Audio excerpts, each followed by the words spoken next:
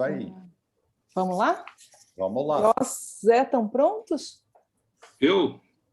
Em termos, né?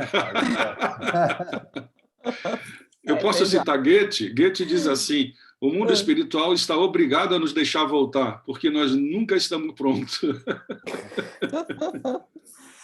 Ai, Deus meu, né? Vamos lá, então. Boa noite a todos e a todas. A gente vai começar gravando essa live. Essa live é a primeira live formal, oficial da sessão de Ciências Sociais. Deixa eu só fechar aqui os nomes dos participantes, que eu vejo o Iose e o José Luiz aqui na minha tela. E a nossa vontade é uma vontade de... Imagina que vocês estão na sala, no sofá da sala com a gente, porque a gente não é perito de fazer isso, mas a gente também decidiu se arriscar um pouquinho. Nós três estamos à frente da seção de Ciências Sociais no Brasil, que tem se reunido desde final de 2017, mas só agora a gente sente que a gente está um pouquinho mais pronto, né, Zé? Ainda vamos voltar muitas vezes, se Deus quiser, junto com o Goethe. Junto com de preferência. De preferência, vai dando, enfim. Então, para quem não tem familiaridade, deixa a visualização no modo exibição de orador ou speaker view, porque vai ficar com nós três na tela. E eu vou contar um pouquinho como vai ser essa noite que a gente está planejando, essa 1h30. Eu estou aqui muito mais como, talvez, alguém aqui para botar movimento na nossa conversa. Então, na primeira parte, eu vou fazer uma troca com o Ios, ouvindo um pouco de uma experiência dele, real, concreta, e depois eu vou sustentar a escuta de uma parte que o José Luiz preparou, que tem um lado um pouquinho mais conceitual, mas também um lado conceitual vivencial, vamos falar assim. E, no fundo, eu vou ser meio que como uma grande escuta de vocês. Então, coisas que eu prestar atenção e não ficar muito claro, eu vou pedir a liberdade para eles para entrar, para perguntar, enfim. O chat vai estar aberto, então o chat está aberto o tempo todo, mas a gente não vai conseguir ler tudo em tempo real. Então, também tem um pouco de paciência, que a gente está assim, se familiarizando com tudo isso. A nossa grande vontade é realmente se sentir como se a gente tivesse, isso, né? Numa intimidade de uma sala entre nós aqui. A gente está tomando a liberdade de gravar, tem um canal da sessão de Ciências Sociais, a ideia é, se ficar bom o que a gente conversar aqui, a gente poder compartilhar isso lá, se não, a gente some deleta, se esconde, foge. Mas, então, por isso também a gente está com essa forma de visualização do speaker, né, do orador, porque nós demos autorização do uso de imagem, então os cuidados com a LGPD, né? Acho que eu fiz todas as notícias iniciais que eu precisava fazer. De novo, vou agradecer a Patrícia, a Bia, a Renata, da Sociedade Antroposófica, que nos deram um apoio técnico para viabilizar essa live. Elas estão nos bastidores e, nossa, a gente se atrapalha, mas a gente consegue, né? Vamos nos ajudando, a gente vai saindo. Então, boa noite a todos e todas. E, para começar o nosso conteúdo, eu queria ler um conto. Acho que a gente eu gosto particularmente de trazer alguma imagem que possa ajudar a sustentar o que a gente quer fazer. E eu gosto muito, eu convivo com esse conto já há muito tempo, e eu sugeri para o Iose e para o José Luiz, e eles toparam de compartilhar. Então, eu vou ler para a gente. É um conto Yiddish. Um rabino perguntou a outro: por que você não vigia seus seguidores para se assegurar de que eles obedecem os preceitos da lei e fazem suas preces da maneira como deveriam? Deixe-me lhe contar uma história, respondeu o segundo rabino. E esta é a história que ele contou. Certa vez, 3 homens estavam trancados dentro de uma prisão escura. O primeiro homem era um tonto que não sabia fazer nada. Ele não conseguia se vestir, não sabia nem mesmo como segurar uma colher. O segundo homem passava todo o seu tempo tentando ensinar ao primeiro como fazer as coisas. Mas o terceiro homem ficava apenas sentado ali, no escuro, sem fazer nada. Por que você fica parado, sentado aí, em vez de me ajudar a ensinar esse tolo? Perguntou o segundo homem ao terceiro. Aqui dentro está tão escuro que, não importa o quanto você tente, não vai conseguir ensinar nada a ele, respondeu o terceiro homem. Estou sentado aqui pensando em maneiras de abrir um buraco na parede. Quando eu conseguir deixar entrar a luz, ele aprenderá sozinho tudo o que precisa saber.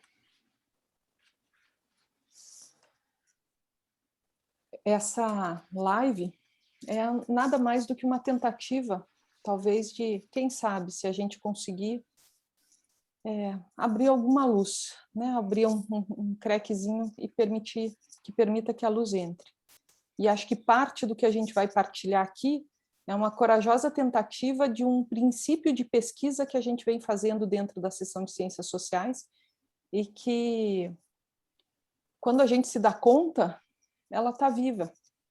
Então, a gente tem aqui conosco muitos colegas da seção de Ciências Sociais, que eu dou a boa noite, agradeço estar aqui, as boas-vindas, e a gente quer que essa seja a primeira de muitas. Estamos aqui abrindo um pouquinho de picada na sessão, para que outros que têm pesquisas tão bonitas possam também trazer as suas pesquisas.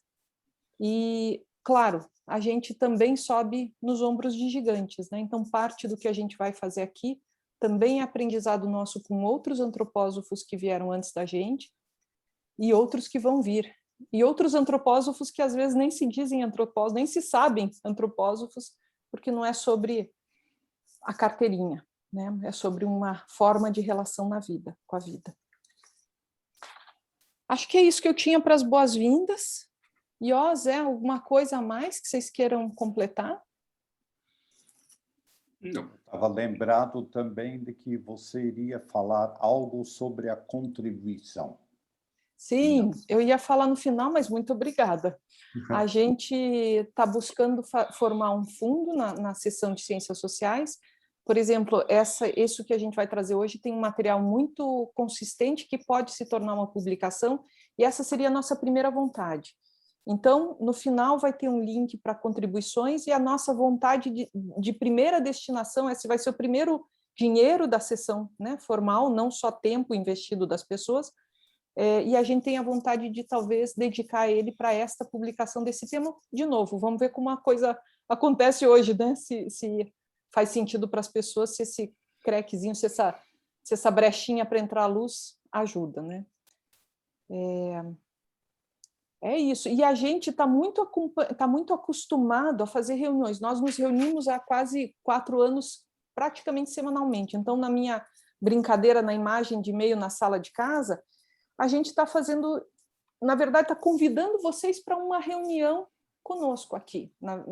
Isso, para nós, é como que se a gente está tentando se sentir como que se a gente estivesse fazendo uma reunião entre nós, assistida. Porque eu vou contar que se talvez a gente conseguir trazer 30% do que já surgiu de troca entre nós, para preparar isso que a gente está trazendo hoje, já é muito especial, a gente já vai estar muito feliz. Então, se sintam muito juntos e juntas conosco aqui. Tudo bem? Então, Iós, acho que a primeira parte somos nós dois aqui. É isso aí. E eu acho que antes a gente não se apresentou, né? Mas rapidamente eu sou a Patrícia, trabalho com desenvolvimento de pessoas. O Iós pode se apresentar rapidinho, assim?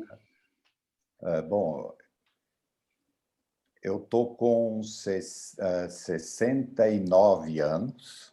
né? E trabalhei durante muito tempo com o Lex Boss, né, que é o desenvolvedor do conceito de formação dinâmica de juízo, né, que nós vamos abordar hoje, né? Muito então, bom. E o... Fala, Zé. Eu sou José Luiz, eu nasci assim, pegando no rabo do Ios, tenho 68, quase que a gente desce no mesmo trem. Bom, eu trabalho nesses últimos 17 anos exclusivamente fazendo o processo de desenvolvimento em empresas e apoiando empresas, empresários, etc., e organizações de maneira geral, nas suas necessidades de desenvolvimento. É isso, também faço parte de alguns conselhos, de algumas empresas. É isso. Muito bom. E eu sou aprendiz desses dois senhores aqui, que é um privilégio estar com eles esse tempo todo. Tem sido uma jornada muito especial. É uma enorme gratidão. Eu sempre agradeço e agora publicamente. E o Ios é uma das pessoas que eu conheço que mais é uma referência na habilidade de entrar em diálogo. O Ios tem esse jeitinho dele que ele tem uma profundidade e uma leveza ao mesmo tempo, e às vezes quando você acha que ele não está nem, né, ouvindo ou prestando atenção, de repente vem uma pergunta muito bem colocada, muito num lugar onde quase que ninguém estava prestando atenção. Talvez o Ió seja das pessoas que eu conheço, e eu conheço bastante gente, uma das pessoas que eu mais admiro a capacidade de estar em diálogo, entrar em diálogo com pessoas. E acho que alguns, eu sei que você tem teu irmão aqui nos ouvindo e outros conhecidos de velha data, e eu sei que eu não estou mentindo. E a gente estava conversando na preparação para esse encontro, e o Ios me conta de um momento muito delicado, onde ele se vê em um estado de paralisia. E isso nos surpreendeu muito, a mim e ao José Luiz, porque justamente vindo do Ios. Então a gente decidiu talvez começar a ilustrar, né, iluminar um pouquinho a vivência do Ios para trazer o que a gente quer trazer hoje. Então, Ios, se você pudesse contar a situação, o contexto, qual que era a dor, né, e aonde você foi percebendo e como, enfim. o que... Então, é um incômodo de se sentir paralisado sempre que opiniões contrárias eu tenho que definir aonde é que eu fico, entendeu? Com que opinião contrária que eu vou em frente. Aí é que a coisa pega. Então... Dá um exemplo. Teve alguma situação recente desse tipo de polarização? Então, teve um primeiro contexto o da eleição de Bolsonaro, né, que dividiu assim a minha família, né, e outras famílias também. E isso tem a ver com o fato de que eu não voto e nem posso ser votado, né? Porque, apesar de estar aqui desde os 8 anos de idade, eu sou ainda considerado estrangeiro, portanto, não posso votar nem ser votado.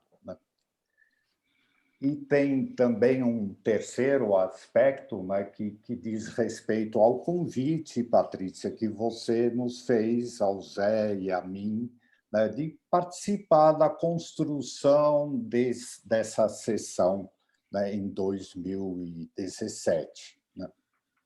Então, foi dentro de um movimento de eu me aproximar mais, digamos, da sociedade antroposófica na busca também de respostas, né? Então, foi nesse movimento. Bom.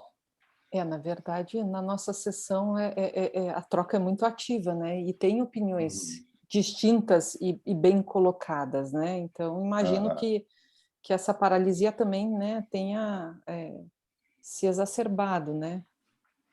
Sim. E aí? E como foi o processo de desenrolar isso, né?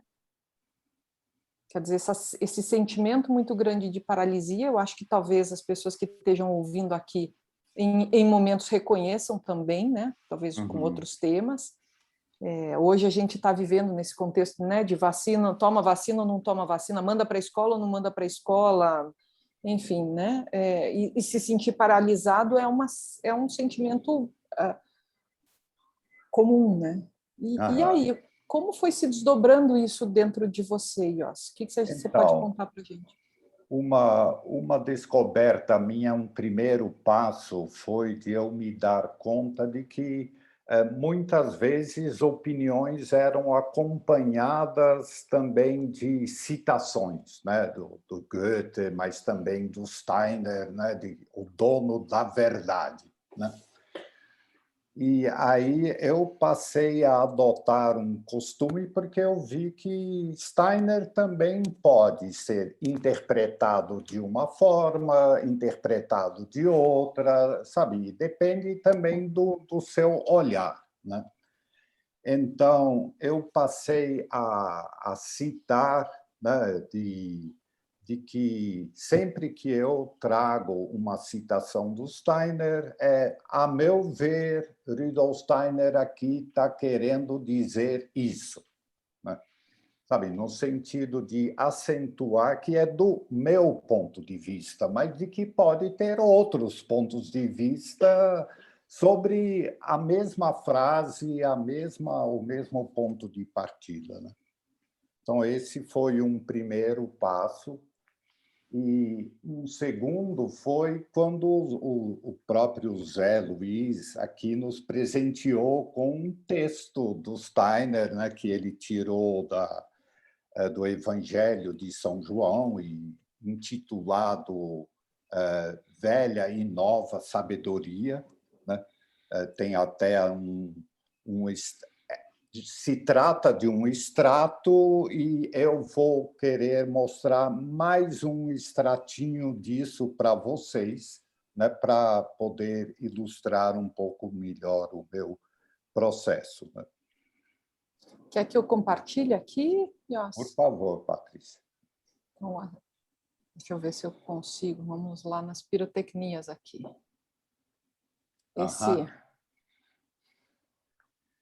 Então, aqui Steiner fala, né, no Evangelho segundo João. Trata-se do desvio do conflito exterior para o íntimo do homem.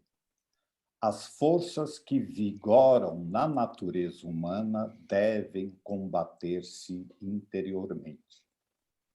Devemos considerar duas opiniões opostas, dizendo: essa é uma opinião que se pode ter, aquela é outra, também possível. Mas se eu reconheço apenas uma opinião como justa, só considerando justo o que desejo e combatendo a outra opinião, entro em conflito no plano físico. Defender apenas minha opinião significa ser egoísta. Considerar meu comportamento como o único justificado é ser egoísta. Então, isso, para mim, me ajudou bastante a clarear essa paralisia, sabe, que eu estava sentindo diante de opiniões contrárias, né? De certa maneira, o conflito não se voltava para dentro, mas tem algo de conter, né? Mas não se trata de reconhecer que diante de uma situação, por exemplo, tem pessoas que votam em Bolsonaro tem pessoas que não votam em Bolsonaro e votam, sei lá, em outro, né? Então, poder reconhecer ambos os pontos de vista e o que está por trás, né? E poder dizer, bom, tem uma opinião, né, pró-Bolsonaro, tem outra opinião contrária né, que fala de outras coisas. Então, isso, para mim, foi muito importante para vencer isso, né? É interessante, ó, se eu puder comentar, que o que você está contando, na verdade, contam de movimentos interiores, né, que você acabou fazendo, né, uma compreensão de que, opa, a meu ver, ainda que, claro, tem algo exterior, porque você passa a citar, né, a meu ver, quando Steiner fala isso, eu entendo, né, a meu ver, eu entendo isso, e essa compreensão movem algo, uma pequena revolução dentro de você, né? Então tem quase que um movimento interior que começa a acontecer, que talvez comece a colocar essa paralisia em um certo movimento, né? Exato. Sim. Então, quero expressar a minha gratidão também ao Zé, viu? Por presentear esse texto num momento tão crítico, né? E para mim, né? Sim, muito bom. Ajudou bastante, né? As pequenas sincronicidades, né? Pois é. Yos, posso parar de compartilhar? Pode sim. Depois a gente envia para quem tiver interesse, né? Sim. Então, e um terceiro passo foi de ver também as implicações que isso tinha para a formação de dinâmica de juízo, né, como caminho para chegar na liberdade, né, que é o que a gente anunciou também como proposta dessa live, né? Tá em tempo, tá em tempo. Tá em tempo. Fica tranquilo. Mas esse ponto, esse terceiro ponto é muito lindo. Então, eu queria que você talvez aprofundasse um pouquinho, né? Assim, conta um pouquinho mais para a gente, porque não pode ficar só comigo isso que essa tua descoberta, eu acho que é muito especial. Então, em primeiro lugar, o que eu descobri é de que a gente só forma o juízo ouvindo outras pessoas, sabe? No confronto ou no diálogo com outras pessoas, né? E que outras pessoas se expressam mais na medida em que eu dou espaço para elas. Eu realmente abro espaço, dou para o outro a liberdade de se expressar, de expressar genuinamente a sua visão, a sua opinião, né?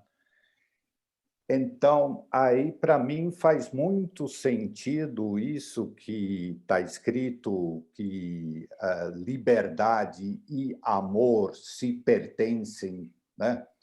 Com que nós introduzimos essa live, né? No sentido de que um não consegue existir sem o outro, né? E aí, para mim, fica claro de que, na medida em que eu realmente dou espaço para o outro, né, dou liberdade para o outro, isso nada mais é do que amor, né, de verdade, então, né, genuinamente. E dessa maneira que eu vejo, né, como amor e liberdade se pertencem um ao outro, né? E é muito interessante isso que você traz, porque a gente não falou disso, né, quando a gente estava se preparando, mas agora, ao você falar isso, fica mais forte ainda por que a tua paralisia doía tanto, né? Porque é tão contrário à tua alma, né, genuinamente, que é de ter uma abertura, mas eu acho que poder alcançar isso, né, que quando a gente fala, né, na trimembração do organismo social, dos ideais, né, da liberdade, né, no âmbito cultural, quer dizer, você fez uma virada muito interessante, né, que tem entrar nesta relação, você está tratando da liberdade do outro, de poder se expressar, de poder trazer o seu ponto de vista e, a partir do que ele traz, ainda ampliar a tua, né, Ios, a tua própria formação de juízo, porque a gente não... De novo, acho que eu vou falar da fala da gente, sobe nos ombros de gigantes, né? Ou de pares, às vezes, né? Das mãos, né? Então fica muito mais rico quando a gente pode acolher e movimentar a nossa própria opinião, alargando a partir do outro, né? Então, acho muito bonito esse lugar que você chega, né? E acho que conecta com o quarto ponto que você vai trazer, né? Também. E eu queria só mencionar isso, que o José Luiz e eu, na hora da preparação também para essa live, nós falamos bastante da iniciativa social, da formação dinâmica de juízo como acontecimento social. E mesmo quando se trata de um indivíduo, né, eu só formo o meu juízo na opinião de outros, ouvindo outros. Então, isso, para mim, foi muito importante de perceber. E outro ponto é a maneira como a gente lida com a verdade, né? Yos, mas só antes de você trazer isso, acho que é Sim. só importante a gente, porque a gente está falando, enfatizando muito essa troca com o outro, né? Mas esse outro pode ser também uma notícia do jornal, né? Não precisa só ser um outro, porque quem escreve também é um outro, né? Então, às vezes a gente toma também como... não toma como mais um input algo que a gente lê, né? E talvez, às vezes, tome como... Daí acho que eu dou pulo para você, para a verdade aí, enfim. Te cortei aí na tua fala. Não, está certo de que um jornal é formado por jornalistas, por editores que estão expressando a sua opinião, que pode fazer sentido para mim ou não fazer sentido, né?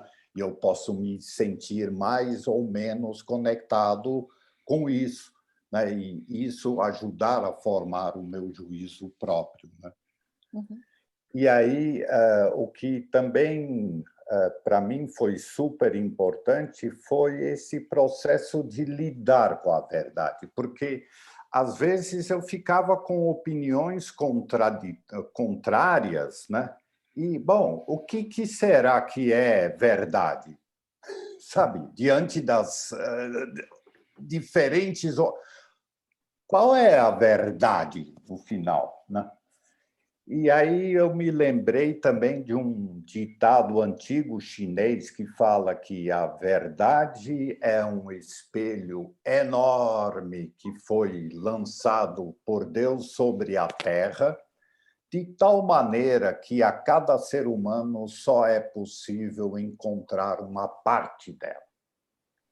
Então, sabe, se a gente quiser ouvir, se a gente puder ouvir a cada um, né, a gente vai ter a verdade como um todo, né? Mas, infelizmente, a gente só é dado encontrar partes, né? Então, isso me ajudou muito de que também a gente partir de que é uma opinião, né? É uma opinião mas, por enquanto, é essa a minha opinião, entendeu? E eu atuo a partir dela, né? Isso me tira da minha paralisia. E aí, um terceiro aspecto, né, que eu liguei à formação dinâmica de juízo é a formação dinâmica de juízo como caminho para o individualismo ético, né, que Steiner tanto fala, né, na filosofia da liberdade como o ideal que nós vamos alcançar, né? De um lado, né, a individualidade total e o ético, que é aberto para o social, né? E então, o que ficou mais claro para mim é de se buscar sempre aprimorar essa formação de um juízo próprio a respeito da situação, de definir sempre a própria opinião, mesmo que seja... eu cheguei a cunhar uma outra coisa, né? De formação de juízo provisório. Sabe que não é perfeito, eu sei que não é perfeito, entendeu? Mas até segunda ordem eu estou com a formação de juízo provisório, né? Com essa conclusão, né? E isso é fundamental no sentido da gente avançar cada vez mais nesse caminho, né? do que Steiner chama do individualismo ético, né? É interessante, né, que de certa forma o que você traz agora, né, e talvez a gente pudesse ir se aproximando de um final desse pedaço, né, é esse lugar de que quase que a gente tem uma responsabilidade para com o outro de formar uma opinião, né, ainda que provisória, e estar em relação com isso. Então, parte do nosso caminho e do nosso caminhar tem a ver para essa liberdade interior, né? Para essa liberdade em amor ao outro, tem a ver também com a formação de juízo, né? E o seu, não o de outrem, né? Que vai para esse lugar da autodeterminação, de quanto mais a gente se tornar autodeterminado e não pautado por opinião, né? Por autoridades externas, mais a gente está ajudando nesse ethos coletivo de um individualismo ético, né? Então, essa brincadeira, né, entre indivíduo e coletividade muito presente, né? E eu acho que o Zé vai iluminar um pouco mais, então queria saber se tem mais algo, Yossi, você quer concluir? Não, da minha parte, eu acho que é isso, e que você captou super bem, viu, Patrícia? Olha, foi um presente. A nossa conversa anterior foi muito bonita. Eu acho que tem muita vida no que você está trazendo. E, de novo, né, eu comecei, para quem chegou mais tarde, eu comecei contando que o Yossi, para mim, é uma das pessoas que mais habilidade de entrar em diálogo com opiniões distintas da dele, eu reconheço, uma das pessoas que eu mais reconheço com essa habilidade. E, de repente, ouvir dele se sentindo paralisado e como ele foi achando as pecinhas interiores, né, para conseguir sair, fazer as pequenas rotações necessárias, eu acho que foi de um baita aprendizado. Então, a gente achou que isso pudesse ser útil para as pessoas aqui, assim como eu encontrei, né, enfim, e como você, né? Então, acho que esse era um primeiro pedaço da nossa conversa aqui, né? Obrigado, Patrícia. Obrigada a você, Yossi. E agora a gente vai para um outro lugar, mas também, para quem está mandando, acho que só antes de passar bolas, para quem está mandando notícias no chat, etc., a gente vai ter depois um momento para ler. A gente não consegue ler, a Renata está nos ajudando lendo, mas a gente não consegue fazer tudo ao mesmo tempo aqui agora. Então, depois vai ter um momento que a gente pretende ter uma conversa em pequenos grupos, talvez uma pequena reflexão. Daí a gente vai ler, se tiver dúvidas, enfim, e depois também a gente pede que vocês deixem os e-mails que a gente manda o material, enfim. Mas acho que para o Zé, o que eu queria talvez para introduzir o que ele vai trazer, eu talvez vou me expor um pouquinho aqui, né? Esse é o texto do Lex Voss, que é o texto que é referência, né? Quando o Yost está falando de formação de juízo, e eu tenho esse livro aqui, sei lá, mais de 10 anos, e eu brinco que eu já li muita coisa, mas esse livro, para mim, parecia que eu estava comendo pedra. E o José Luiz preparou um texto bem denso também e longo, né? Mais de 15 páginas, que era a relação dele com o que ele aprendeu diretamente do Lex Voss, né? Os dois tiveram a chance de conhecer o Lex Voss diretamente, eu não conheci. E foi muito interessante, porque esse texto que o José Luiz escreveu me permitiu, ao entrar em relação com a relação que o José Luiz tem com a formação dinâmica de juízo, permitiu a mim adentrar nesse campo com mais propriedade. Isso não significa que eu não passei minha vida tomando decisões e fazendo escolhas, porque estamos aqui hoje, né? Mas significa que, para mim, tinha muita dificuldade de entrar nesse aspecto conceitual, e essa é uma das publicações que a gente gostaria de trazer pela sessão, porque o dirigente da sessão do Goetheano na Suíça, Gerald Hefner, ele falou no encontro que teve agora, dia 13, que cada vez menos as pessoas irão ler Steiner diretamente. E cada vez mais elas vão se relacionar com o que a gente se relaciona com o que o Steiner trouxe, por exemplo.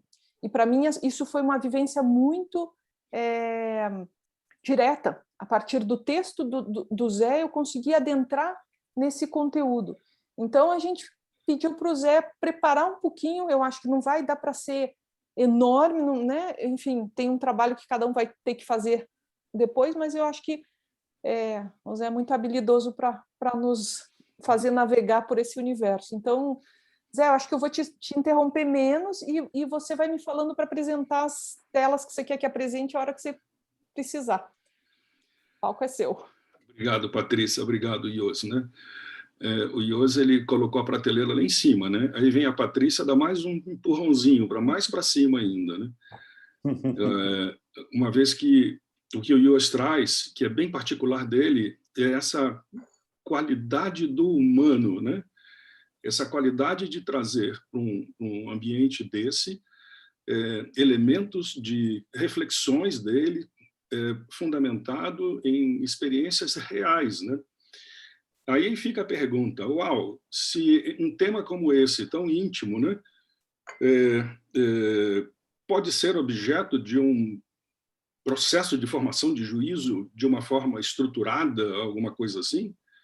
Assim, porque vieram pessoas antes, né? Vieram pessoas antes que pensaram também e estruturaram as coisas para nós, né? E essas estruturas, elas nos contam de uma realidade que talvez tivesse bem presente nas pessoas na época. Isso eu estou falando da década de 70, 60, 80, não me lembro mais. E como é que a gente lida com isso hoje? Com os temas tão desafiantes que a gente está lidando na vida, né? E como o Ios trouxe, o que ele trouxe, a rigor, não diz respeito só a ele, eu acho que diz respeito à grande maioria da população que se deparou com situações onde opiniões conflitantes chegaram a momentos que nos causam até vergonha, né? De ofensas e amizades que se partiram, etc. E a gente fica pensando, uau, e o que a gente pode fazer a partir de um pensar estruturado que tome um tema como esse de exemplo e possa expressar alguma coisa que ajude a qualquer um percorrer esse caminho desse processo de formação de juízo, né?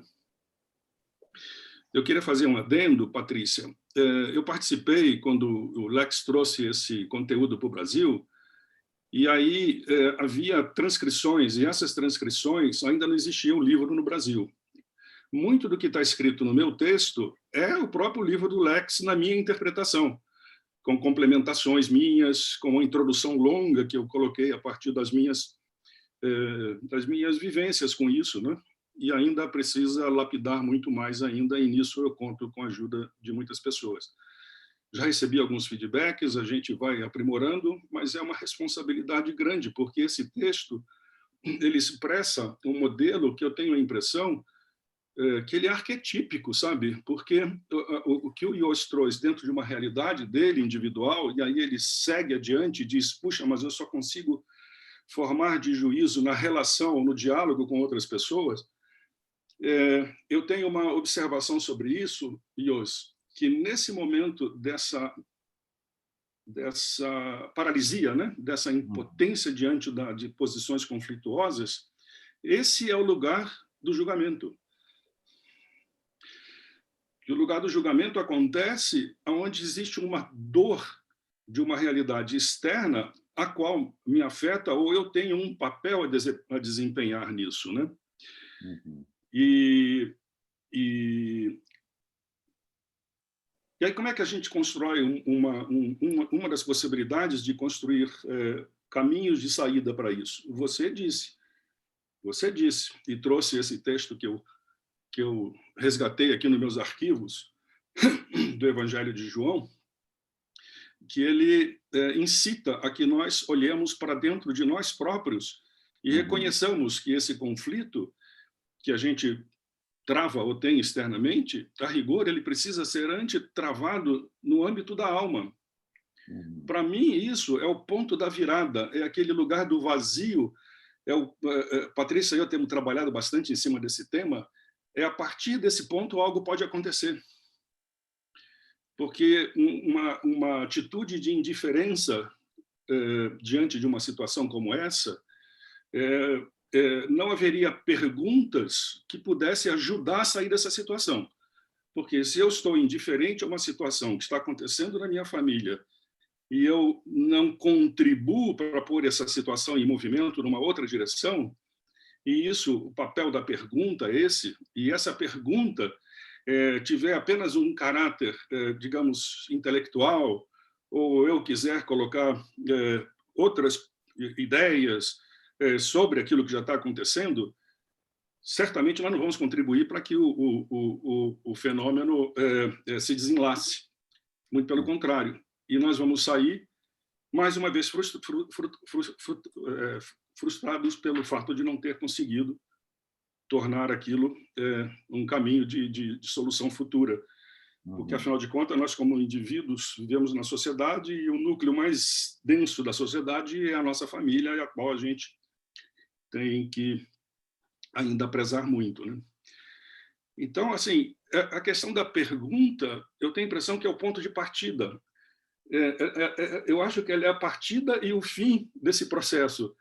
Ela é a partida, é claro, porque eu tenho uma pergunta, né? Eu tenho uma pergunta e eu vou perguntar a respeito de como eu saio dessa situação, e que movimentos eu posso fazer, que tipo de perguntas eu posso fazer. E no final do processo, tem uma outra pergunta, que é o que mais? E o que mais pode ser feito? Porque não tem fim. A rigor, não tem fim. Eu tinha jurado não falar da minha experiência em empresa para ficar bem no contexto do indivíduo e das relações, mas nas empresas, muitas vezes, um processo vai até o ponto em tomar a decisão. Demite, compra, vende, etc, etc. Aí a gente ajuda a fazer isso, os caras acham que está resolvido, mas que alguém vai ter que segurar a consequência. Por que no ponto final, esse ponto final, ele deve ser preenchido dessa... E daí? E o que mais?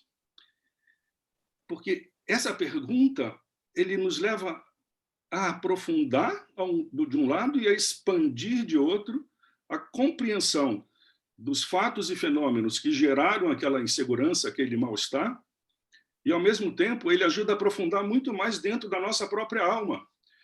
Então, nós mergulhamos em nós próprios e, ao mesmo tempo, abrimos um olhar para o mundo, né?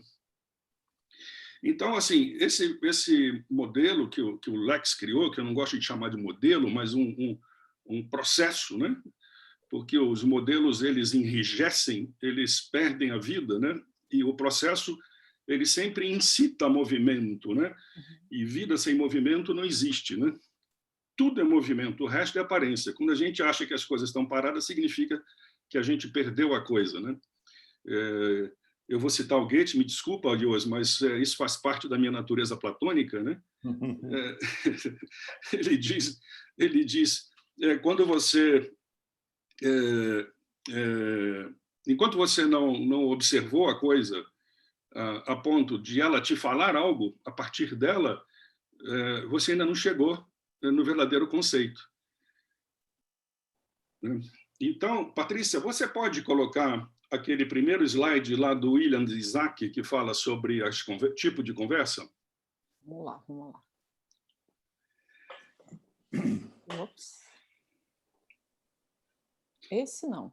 Não, aquele que tem uma... Ops, esse aí. Esse aí. Não, passou.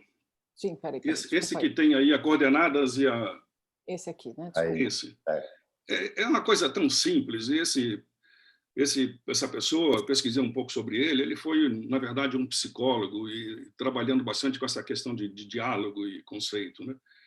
Porque diálogo, né? Esses dias a gente ouviu de uma parceira nossa na sessão que ela trabalha com diálogo com comunidade, diálogo com a terra, diálogo com a natureza.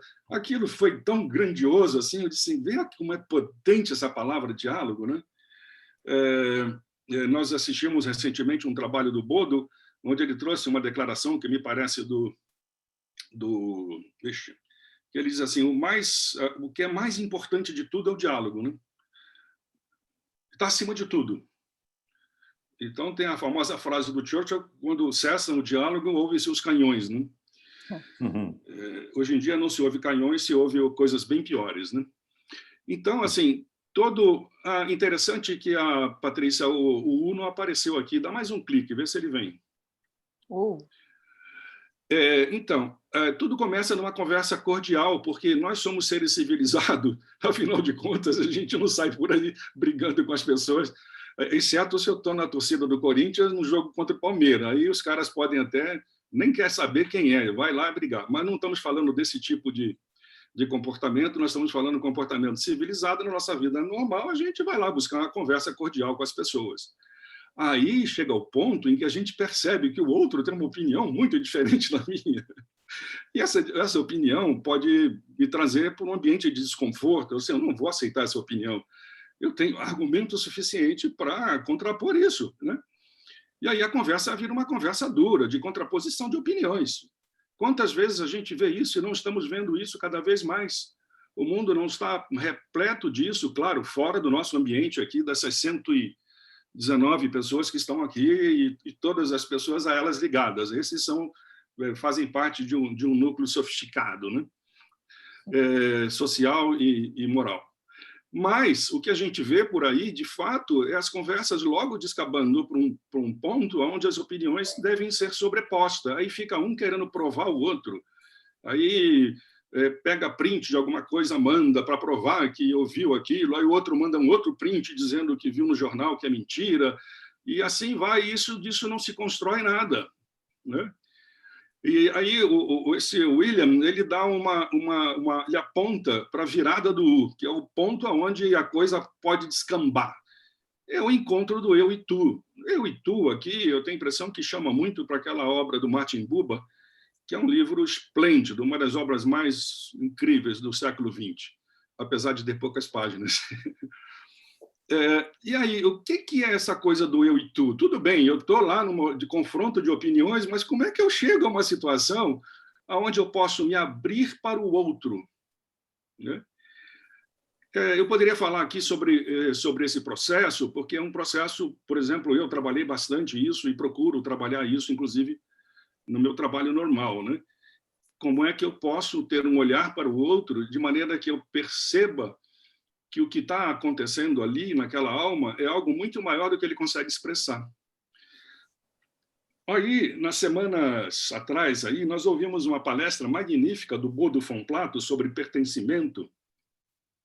Ele deu essa palestra, eu acho que para o pessoal da Escola do Altruísmo, me parece. Da Associação Sagres. Associação Sagres. No slide eu coloquei lá a referência, porque vale muito a pena assistir, é muito bonita, né? Essa palestra é realmente encantadora e a Patrícia teve o cuidado de transcrever ela integralmente e está disponível e eu recomendo que ouça. E lá tem uma síntese que eu fiz da palestra que não quero com isso justificar que vocês não leiam a palestra, que a palestra é muito maior do que eu vou apresentar aqui agora. Patrícia, tem um slide logo em seguida que fala sobre isso, né? o Bodo, ele falou sobre os que ele chama de caminhos para chegar ao eu do outro, né? Assim, é muito interessante, mas não é tão fácil, né? Esses caminhos. Mas ele converge totalmente com... Para quem tem afinidade com a antroposofia, e a gente vai olhar para aqueles inúmeros textos que falam sobre caminho de autodesenvolvimento, etc., ou mesmo as obras correlatas de autores também esplendorosos que trabalharam isso, você vai encontrar coisas parecidas lá. Porque isso é uma essência. Mas a maneira como o Bodo trouxe, eu adorei, porque ele diz: ver no outro a imagem do eu como uma obra de arte em processo. Isso é de uma beleza assim, descomunal, porque imagina, eu estou diante de uma pessoa a qual tem uma posição conflitante, mas eu tenho a possibilidade de olhar para ela e enxergar nos seus traços, no seu semblante, nas suas atitudes, no seu gestual, enfim, que ali vive uma história, vive um ser que é muito mais do que aquele que a gente consegue captar pelo estereótipo que a gente faz das pessoas. E o estereótipo talvez seja um dos mais fortes julgamentos negativos que nós podemos fazer de alguém. E a gente sabe o que isso significa. Alguns estereótipos hoje dão até cadeia, né? Porque viraram lei. Né? Mas sempre há esses estereótipos que a gente faz de fulano. Né? Quantas vezes eu já disse, pô, eu não trabalho com esse cliente, esse cara é uma besta, ele não respeita ninguém. E tal. Aí, quando a gente começa a viver com o cara e conhece a história dele e entra na biografia, e aí você entende de onde veio aquilo, e aí o teu olhar muda. E aí você enxerga uma parte disso que quer se expressar como uma obra de arte. E isso, o Bodo diz, quando a gente chega nesse ponto, traz uma sensação de calor e frio. Eu acho que o frio é quando você, na relação, não consegue estabelecer o vínculo. Mas quando esse vínculo é superado e eu consigo enxergar nas rugas de uma pessoa ou naquele bigode que foi cultivado com tanto cuidado durante tempos, a expressão de uma essência que está ali dentro, o jeito de falar, enfim, isso é o primeiro passo que ele coloca nesse caminho. O segundo... Zé, Oi. Posso só fazer um complemento antes de você passar? Sim, claro, Patrícia. É interessante, né? Porque eu acho que agora você trazendo dessa forma me contextualiza ainda mais o tamanho da dor que o Yoz devia estar sentindo quando ele se encontra em paralisia, né? Porque talvez não ter espaço para poder fazer essa contemplação da obra de arte que é o outro, que é uma atitude muito normal, né, Yoz? Eu acho que em você, quando eu falo que você tem uma facilidade de entrar em diálogo me conta disso, né? Quer dizer, então acho que fica muito claro de caracterizar que isso é uma dor, né? Enfim, eu achei bonito só trazer para... Não sei se faz sentido, Yoz. Vocês percebem como essas coisas elas estão num caminho que ainda não é um caminho de decisão, mas é um caminho de reconhecimento, de conhecimento, é um caminho que me abre para a percepção de algo que eu não tinha percebido. E quantas vezes a gente faz julgamento ou mesmo toma decisões atabalhoadas pelo fato de não ter um olhar atento para aquilo que está acontecendo e percebemos as coisas só na aparência, na superficialidade, e logo buscamos conceitos para explicar aquilo e nos satisfazemos. Por quê?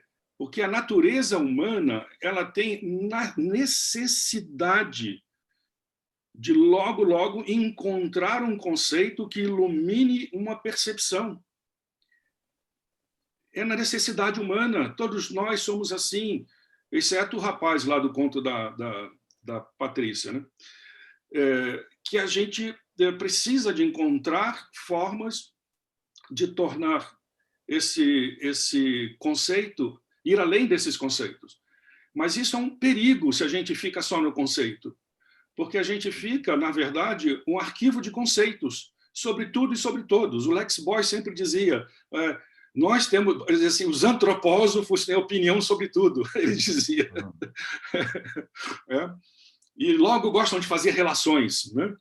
E, assim, fazer relações, combinações de coisas, relações é uma outra coisa, mas ligar as coisas, combinar as coisas, isso nos leva a um olhar, isso é fruto de um pensar muito lógico, muito intelectual, porque, a rigor, as coisas elas são um todo, e nós não conseguimos chegar ao todo olhando ligações das coisas. Nós conseguimos chegar ao todo se nós conseguimos compor uma imagem onde esse todo possa começar a se expressar. Então, a primeira coisa que há é como é que eu lido com os meus próprios conceitos diante de uma observação, de uma percepção de alguma coisa com o qual eu acho que eu tenho opinião para dar. Na verdade, nós não estamos vendo, nós estamos vendo só aparência. A antroposofia, ela não quer revelar aparência. A tarefa da antroposofia é revelar o ser por trás do visível, né? Na comunidade cristã, no período de Natal, tem uma frase magnífica da Epístola de Natal que fala sobre isso, né? Como a alma se encanta nessa percepção do visível, para ela poder se preparar para o que não é visível. E o Steiner diz que isso é a vivência do Espírito Santo. Isso é de muito poderoso, isso, sabe? Então, mais uma vez citando o Christian Morgenstern, ele diz assim, a gente vê as coisas uma vez, 100, 1000 vezes, até ver ela pela primeira vez. Essa é a atitude do pesquisador, que eu entendo, né? Bom, aí o segundo é ouvir. Ouvir, para mim, é uma extensão do ver, porque a gente amplia os nossos sentidos, que são muito mais do que esses dois, mas esses dois contam de mim mesmo e do mundo, né? Ouvir por detrás das palavras, ouvir o que não se disse, mais o que se quer dizer, mais o que se quer dizer. Não ouvir o que está sendo dito, porque a nossa linguagem ela é pobre no sentido de expressar todo o conteúdo da minha alma. Só o Ios consegue isso, porque ele tem um ritmo no falar, e eu tenho a impressão que ele visita o fundo da alma dele antes de expressar. Isso é um talento. Porque, na maioria das vezes, a gente não consegue encontrar as palavras e diz assim, pois mas o que eu queria dizer não era bem isso. Mas, se nós nos colocamos diante do outro, ouvindo aquilo que ele quer dizer e não aquilo que foi dito, esse esforço, que é magnífico, a gente encontra o outro e nasce uma sensação na alma que o Bodo relacionou a tonalidades de cores, ou tonalidade de cinzas e entre preto e branco também, pode ser. Claro, se eu não tenho essa abertura total, né? O quarto passo que ele fala, me desculpa falar sobre isso, mas eu achei tão lindo isso, é procurar sentir o que o outro sente, mesmo se nós não sabemos o que ele sente, mas nós sabemos que ele sente. Todo ser humano sente, fora os psicopatas. Que parece que eles são desprovidos de sentimento. E, em geral, eles estão na política. É uma opinião, viu? É uma opinião. E hoje é uma opinião, hein? É uma opinião. Não. Tem um livro que fala sobre isso. Magnífico, eu posso dar depois o título dele. Eu tenho a impressão que a Júlia, se ela estivesse aqui, ela saberia. Mas isso é um estudo mesmo. Então, e aí, quando a gente entra no sentimento do outro, a gente entra numa ressonância, e essa ressonância impacta na nossa respiração. Sabe? Imagina quando você está numa relação onde você ama de fato alguém, e esse amor ele é tão importante que você consegue ouvir e dizer, eu sei que não é isso que ela quer dizer, eu sei que é isso que ele não quer dizer, eu sei que não é esse o sentido. Isso me acalma, e minha respiração me acalma. Caso contrário, eu poderia... Você está dizendo o quê? Né? Seria o outro lado da história. Né? E, por último, ele fala assim, isso que nós estamos olhando aqui é um processo de digestão. Nas nossas relações humanas, nós vamos digerir o outro, quer seja conscientemente ou inconscientemente. Nesse processo de digestão, a primeira coisa que vem é uma relação de simpatia e antipatia. Nós precisamos ir além da simpatia e antipatia. Né? No ciclo do karma, do Steiner, tem uma passagem maravilhosa que ele fala sobre como você lida com essa coisa para poder entender as relações passadas e as relações futuras que você pode construir com uma pessoa se você vai além disso, né? E isso acontece necessariamente abaixo do nosso nível de consciência. Acontece quando, à noite, a gente vai dormir. Então, assim, para dar esse segundo passo, voltando para o slide anterior, Patrícia. Espera aí, deixa eu... Zé, são 7 horas só para a gente cuidar do... Ixi! Então acho eu vou que a ter gente que faz o plano B. A gente, não corre, não. Eu acho que a gente faz o plano B porque a gente tinha preparado o plano B de talvez fazer a reflexão. Mas, mas já que eu já te interrompi, eu só queria assentar uma coisa para ver se ajuda, né, também. Você falou dessa atitude do pesquisador, né? E aqui você está trazendo nesses passos que o Bodo trouxe essa atitude de um tipo de uma qualidade de entrar em relação, né? Com o outro, ou com o outro ser humano, ou eventualmente com outro ser da natureza, como você falou do diálogo com a terra e etc. Né? Então é muito amplo isso que a gente está trazendo também. É né? verdade. É o processo do conhecimento. Você está aqui abordando como a gente conhece de fato algo, né? E não é. E ao observar o fenômeno puramente na nossa frente, sem querer atribuir a ele um preconceito, né? E sim deixar isso emergir, porque precisa, o caminho de conhecimento requer tanto a observação do fato e a conexão com o conceito. Isso é muito necessário, mas não um preconceito que está na tua cabeça e que você quer imputar naquilo, e sim algo que emerge a partir do que está. Exatamente. A observação, ela chama na sua consciência um conceito pré-existente. O que nós estamos falando aqui, a postura do pesquisador, isso nós podemos falar em outro fórum, é exatamente ir adiante disso e extrair o conceito daquilo que está diante de nós, porque em tudo vive um conceito, nós vamos falar rapidamente sobre isso daqui a pouco. Sim. E a quarta, se a gente supera essa polaridade e entramos numa relação eu e tu, a conversa fica criativa, porque a criação ela só acontece a partir de algo que antes não existia. Se não é renovação e inovação. E a nossa tarefa como seres humanos é ser criadores.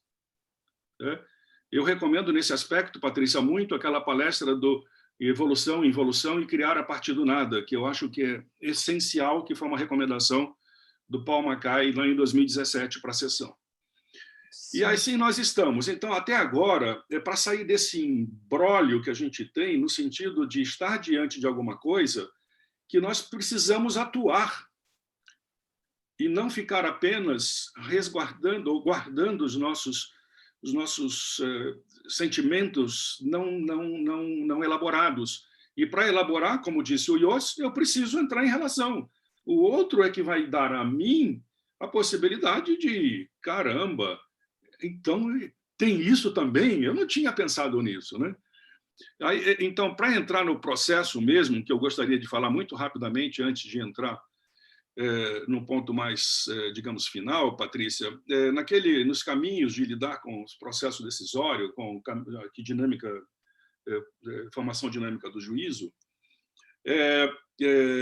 então, o Bodo von Plato e o Lex Boss e outros que andaram pelo NPI, como o inglês, que eu li um livro dele sobre social ecology lá nos anos 90, ele mostra que tem esses dois caminhos, o caminho do conhecimento, que é orientado para o passado, e o caminho da escolha, que é orientado para o futuro. E no centro está a pergunta, é o presente, esse espaço para o sentir.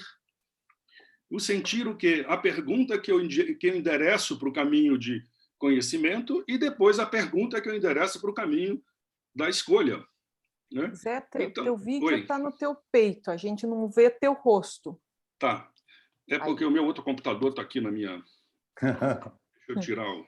E você quer que eu mantenha nessa página aqui ou você quer ir um pouco para frente no slide? Não, eu acho que a gente poderia ir um pouquinho à frente. Me fala qual. Para poder antecipar um pouco, né? Então, dentro desses dois caminhos, existe uma coisa, além do passado e presente, etc., tem alguma coisa que é... Bom, pode deixar lá naquela imagem mesmo, Patrícia. Tem uma coisa que tem uma coisa que é muito importante, que para eu poder formar a minha imagem clara do processo que vai me levar a tomar uma decisão, eu preciso investir muito tempo nisso, ou pelo menos muita atenção nisso, porque enquanto todo o conjunto de fatos e dados percebidos e os conceitos que vivem atrás deles ou dentro deles não são plenamente elaborados, não são elaborados a ponto de poder permitir que a gente decida, a gente vai para um processo decisório capenga, né?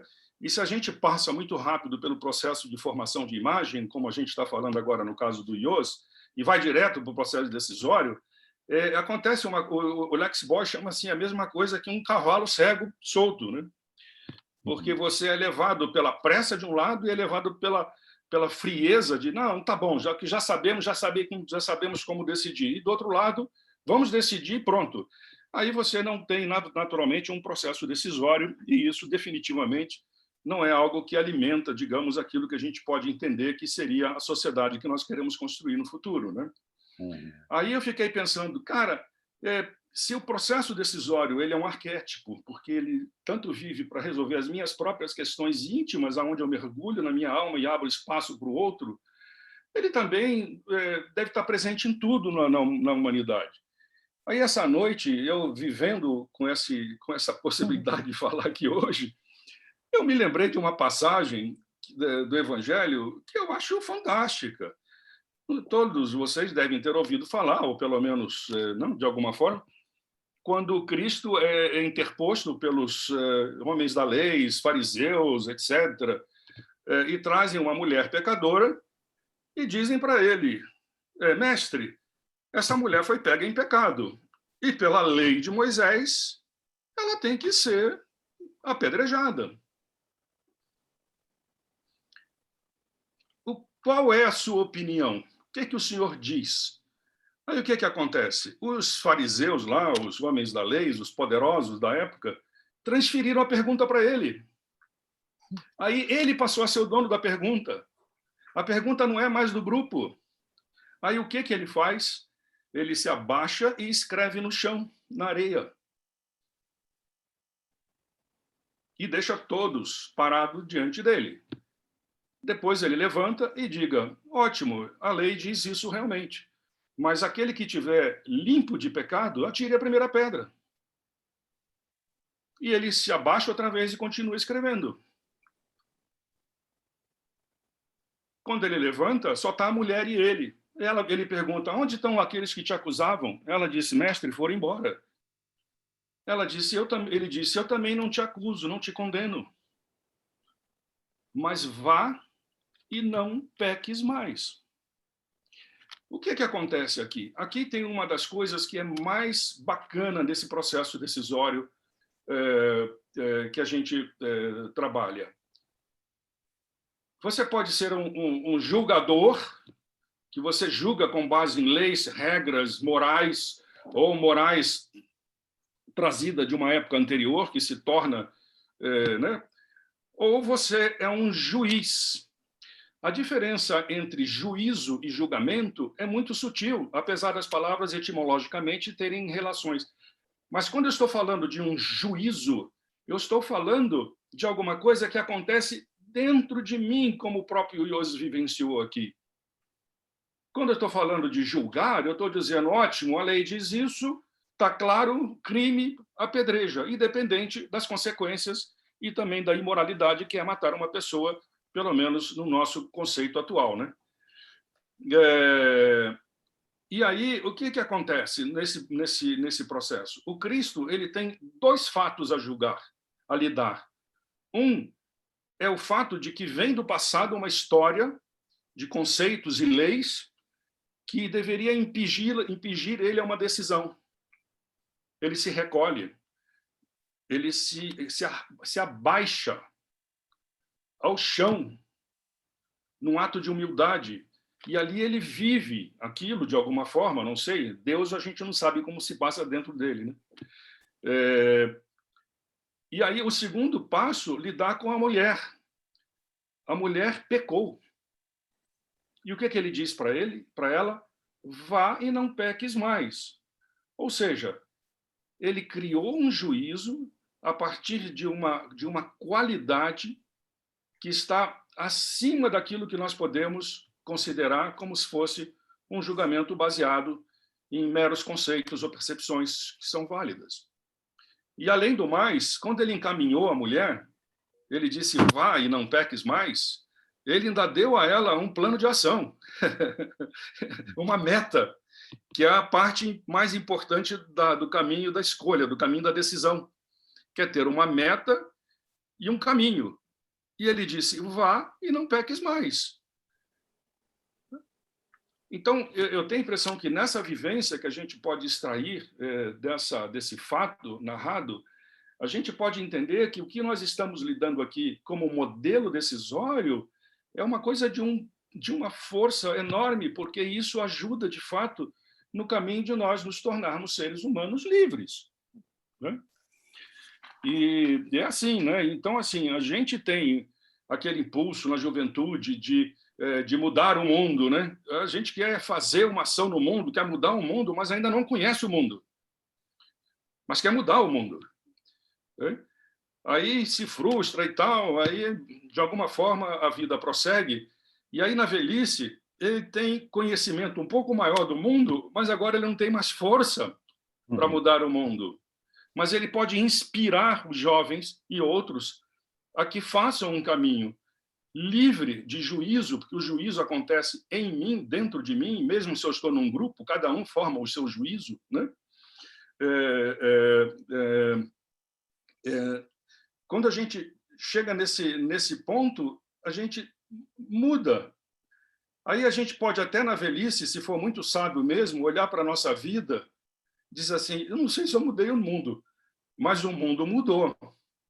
E, de alguma forma, eu devo ter contribuído para isso minimamente que tenha sido, quer seja nos meus encontros, no trabalho, na minha vida, etc., etc.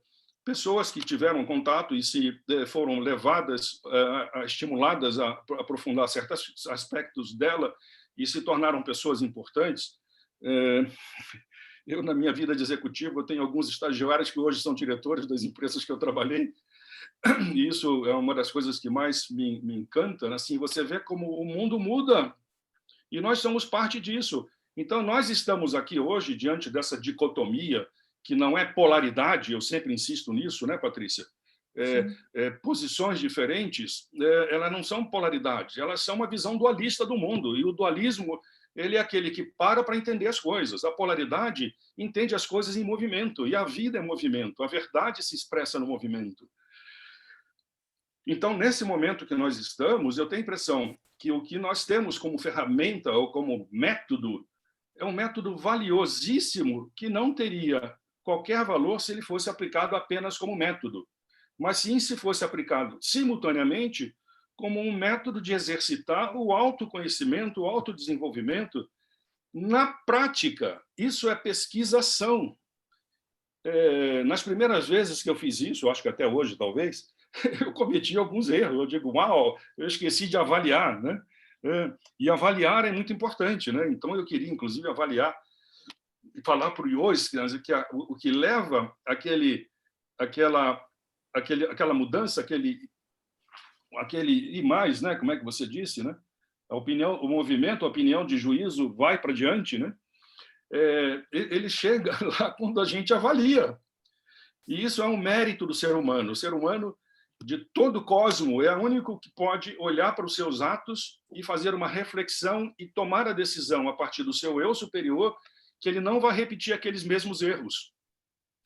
Eu falei para a Patrícia rapidamente, estou acabando, Patrícia.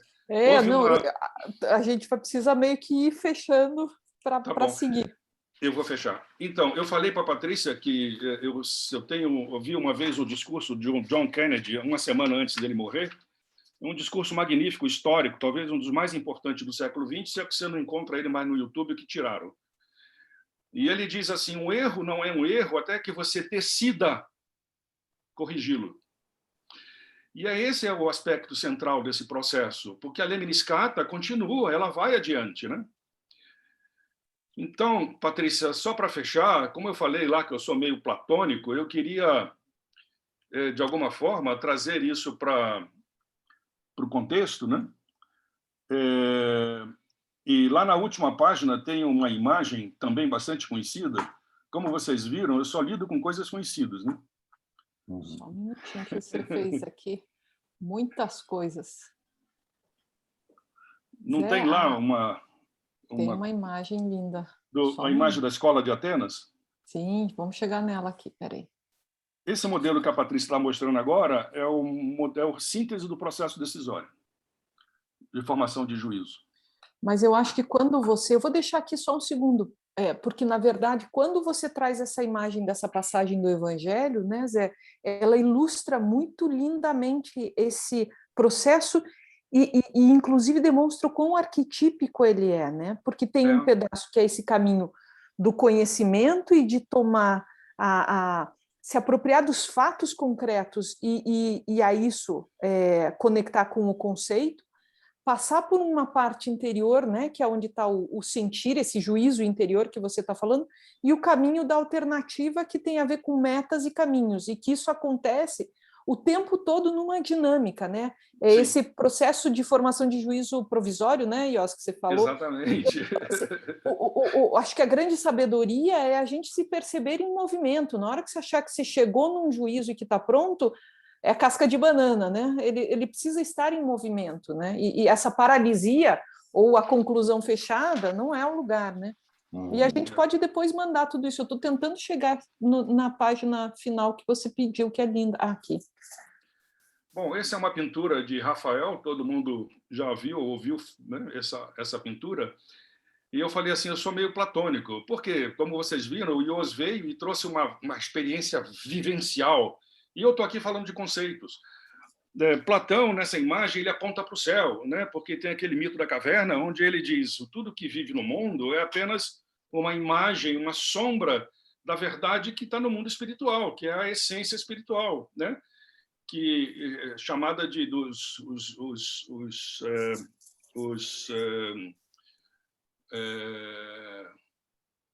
Deus do céu, esqueci. Que são esses arquétipos, né? Como? São esses arquétipos. E o Aristóteles, que vem depois de Platão, e foi seu mestre até um certo ponto, ele aponta para o chão. Ele está com a mão virada para baixo. Ele diz também, mas olha, aquilo que estava lá em cima como conceitos está hoje no mundo. E a nossa tarefa é olhar para o mundo e reconhecer no mundo os conceitos divinos que estão encantados no mundo. Deus se encantou no mundo. Mas o que acontece? Nós não conseguimos chegar a Aristóteles sem passar por Platão. Até porque nós somos fruto de uma cultura intelectualizada e aprendemos muito e temos muitos conceitos. E nós precisamos reconhecer que, quando olhamos alguma coisa, o conceito emerge dentro de nós.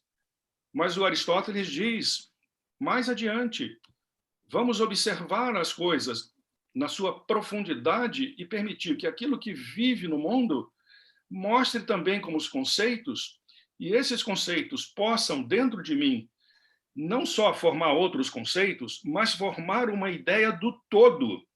E, a partir disso, eu posso agir criativamente. Então, esse processo decisório, não só ele é um instrumento de liberdade, porque ele nos permite essa vivência com o outro que o Ios falou, onde eu não consigo absolutamente pensar que hoje, né, depois que o Ios falou isso, eu não consigo tirar da minha cabeça que a liberdade é o respeito à liberdade do outro. E eu tenho o amor está nessa compreensão que o outro tem a liberdade de se expressar onde quer de que lugar quer que ele esteja, né? Caso contrário, a gente fica repetindo conceitos. Desculpa. Imagina, eu acho que talvez a gente pudesse... Eu tô preocupada com o horário. Tem uma outra live que acontece na sequência, que é um trabalho lindíssimo sobre a pedra fundamental, e a gente encoraja muito as pessoas participarem. E, de certa forma, a gente tinha preparado uma reflexão para as pessoas, né? Que a gente queria talvez guardar uns 5 minutinhos para fazer aqui e vai acabar não acontecendo. Então, a gente vai mandar essa reflexão, mas eu queria talvez trazer um pouco quais são os passos de reflexão que a gente pensou e abrir um pouquinho para uma ou outra pergunta, se existir, porque eu fui tentando dar uma lida nos comentários do chat, então, talvez algumas tenham ficado mais claros a partir da tua fala, né, Zé? Então, eu queria talvez trazer essas perguntas, e se você e o Ios pudessem também dar uma lida, bater o olho no chat, e se alguém, enquanto eu leio as perguntas, que vai ficar como dever de casa, puder, se quem tiver pergunta quiser trazer, acho que a gente vai ter tempo de responder ou trocar uma ou duas coisas. Então, vamos fazer as coisas em paralelo. Então, a gente vai mandar esse material para quem quiser e deixar o e-mail, mas a gente pensou o seguinte, talvez uma forma de tornar isso que o Zé trouxe na prática cotidiana é observar suas últimas decisões. E ao observar, né, nesse gesto de Aristóteles, como o Zé trouxe, se perguntar, eu tomo as minhas decisões por mim ou eu delego a outros? Obrigada a quem tirou minha tela, que eu estou meio... É isso, a gente tem os fantasmas ajudantes muito bons. Obrigada, Paty. Eu tomo minhas decisões por mim ou as delego a outros? Por exemplo, o meu médico, o Estado, minha mãe, meu pai, meu companheiro, minha companheira, filho, filha, enfim. E se quiser, depois aprofunde. Quando que eu tomo decisões por mim e quando não? Que tipo de decisões eu tomo por mim e que tipo que eu não tomo? Isso no fundo, o que o Ios falou, né, do processo dele, tem um aspecto de introspecção muito grande. E aqui são perguntas que levam esse lugar de uma introspecção. Segunda pergunta aqui, né, macro pergunta. Consigo perceber momentos em que eu tomei decisões por mim próprio, sem me deixar levar por nada ou ninguém além da minha própria autoconsciência? Que passos eu segui para isso? Na nossa sessão, a gente tem alguns sábios e algumas sábias, né? A Ute, que é a nossa sábia-mor da prática maravilhosa, e o Rogério, né? Ele fala desse lugar, desses passos, são momentos de ação genuína. Ele tem trabalhado muito com isso, o Rogério Calia. Então, olhar para isso é bacana, né? Que momentos eu tomei decisão por mim próprio e que passos eu segui. Daquilo que foi trazido hoje, daquilo que a gente compartilhou, tentou compartilhar hoje, o que pode me ajudar? O que fez sentido para mim? O que iluminou aspectos que eu não sabia? O que eu já estou craque? E, se você quiser continuar essa pesquisa depois de hoje, também pense em que momentos você deixou de tomar uma decisão e que você talvez foi levado, né, a consequência de não ter tomado essa decisão e o que aconteceu, que consequências isso surgiu. Nossa Senhora, eu vi que tem 38 perguntas no meu chat, Jesus, tô até com... Acho que a gente tem que fazer mais umas lives. Eu não sei se tem, enfim, mas eu queria talvez olhar, a Rê tinha me mandado uma pergunta aqui, que a gente pediu uma ajuda para ela, e não sei se vocês querem pensar uma pergunta aí, surge bastante a pergunta sobre a verdade, né? Né? Acho que acho que eu vou adicionar a imagem que o Ios traz desse espelho, né, Ios? Talvez você quer contar desse um pouquinho mais e a gente falar dessa verdade. Eu estou vendo aqui uma pergunta da Priscila Monteiro dos Santos, perguntando assim, o que você pensa sobre Cristo dizer, eu sou a verdade? Hein, Zé? Ah, bonito! Ah, bonito! Pronto, né? Assim. Não só isso, né? A verdade, o caminho e a vida. E ele tem mais outros eu sous, né? Eu sou a porta, eu sou... E ele, se o eu sou, a rigor, é o nome cósmico do Cristo, né? Então, tem um mandamento que diz não pronunciar o nome do Senhor teu Deus em vão. E as pessoas acham que é ficar, ai, meu Deus, não posso falar meu Deus. Não. É quando a gente fala, olha, sabe quem eu sou? Eu sou fulano de tal, eu sou... Essa é a maior ofensa que a gente pode fazer ao ser cósmico, porque nós não somos ainda, nós ainda estamos no caminho de ser alguma coisa. E ele é a verdade, porque, afinal de contas, nós estamos falando do ser criador, né? que se sacrificou cosmicamente ao ponto de abrir mãos de todas as suas camadas espirituais, ao ponto de encarnar num corpo físico extremamente elaborado para permitir que, pelo menos durante 3 anos, ele estivesse na Terra. E, como diz Paulo, se o Cristo não ressuscitasse, a minha fé não valeria de nada. Então, essa verdade é uma verdade que nós não temos que encontrar na declaração do Cristo, mas dentro de nós próprios. E eu acho que eu vou pegar esse teu caminho, Zé, e cometer uma ousadia, porque a gente fala alemão mal e porcamente, né? Quer dizer, nem fala alemão, né? Mas é metido, né?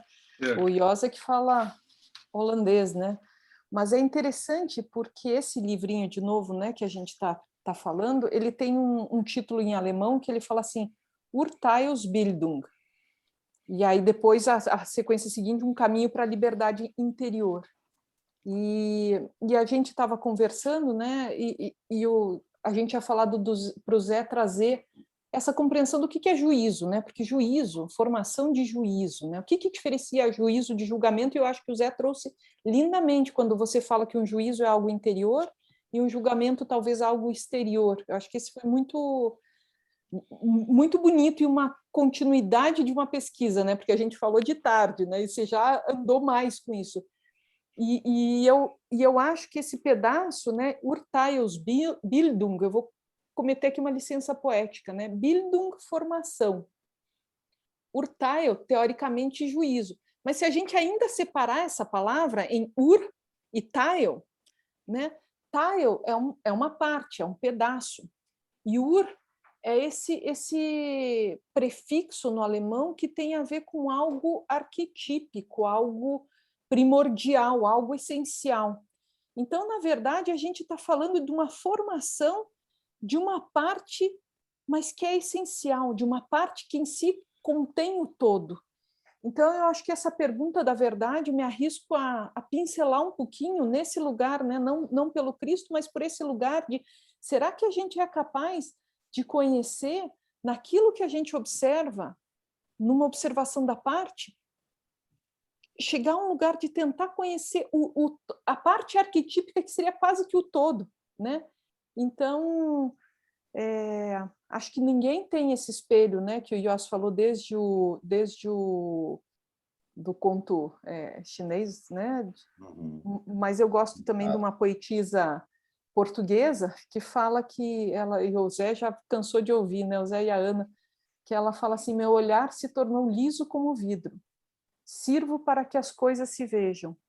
E eu deturpei isso, porque eu sou assim, eu gostei de mudar isso para sirvo para que as pessoas se vejam. Então, será que eu sou capaz também de formar tão bem os meus juízos e trabalhar tão bem interiormente que eu também sou um pedaço desse espelho, né? E quem sabe a gente junta as colinhas e forma de novo esse grande espelho que é a verdade? Acho que essas são pequenas reflexões para essa pequena noite que a gente está aqui. São 7h29, a gente tem que acabar às 7h30. E queria saber se tem alguma coisa muito importante que precise ser dita, além de muito obrigada para vocês dois e para quem esteve aqui com a gente.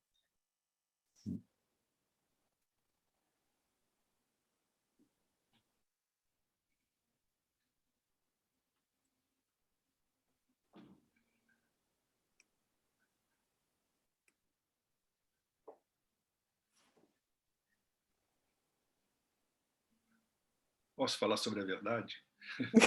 Você tem 30 segundos, mas eu gostei muito desse silêncio, achei lindo. Uma vez eu li assim, que a única coisa que se opõe a uma verdade é uma outra verdade.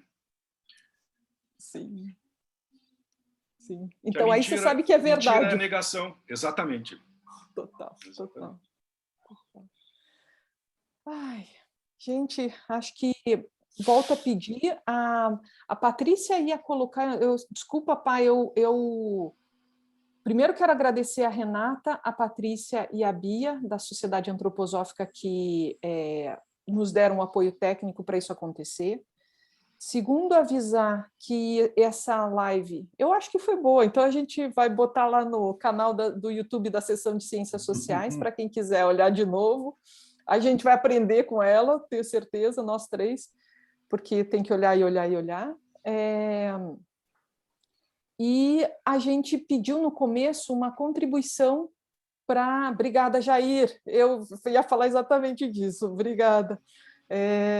A gente precisa de financiamento para a gente poder colocar, tudo que a gente faz é voluntário, mas a gente precisa de uma ajuda para algumas coisas assim, saírem e poderem estar disponíveis para o mundo. A gente queria muito trazer esse conteúdo aqui que o Zé já tinha preparado, que eu acho que, né, e parte exemplificado do que o Zé, do que o Yoss trouxe com um exemplo concreto, para algo que possa circular. Então, a Patrícia acabou de mandar o link para a contribuição, seria muito bem-vindo ajudas financeiras.